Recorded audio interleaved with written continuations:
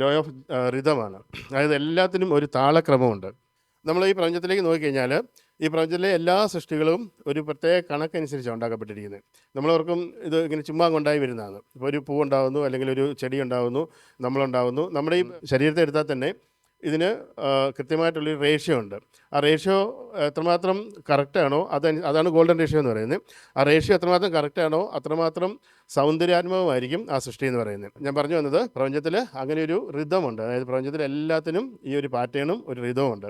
അപ്പം ഈ പാറ്റേണിൽ നിന്ന് പുറത്ത് പോകുമ്പോഴാണ് നമ്മൾ പലപ്പോഴും പ്രപഞ്ചബോധത്തിൽ നിന്ന് നമ്മൾ പുറത്തു പോവുകയും പ്രപഞ്ചവുമായിട്ട് ഡിറ്റാച്ച്ഡായി നമ്മൾ മാറുകയും ചെയ്യുന്നത്. ആ ഒരു പ്രപഞ്ചത്തിൻ്റെ താളത്തിനൊത്ത് നമ്മൾ ചലിച്ചു കഴിഞ്ഞാൽ നമുക്കൊരിക്കലും അനാവശ്യമായുള്ള ടെൻഷനോ സ്ട്രെസ്സോ ഒന്നും നമ്മുടെ ജീവിതത്തിലേക്ക് വരികയില്ല.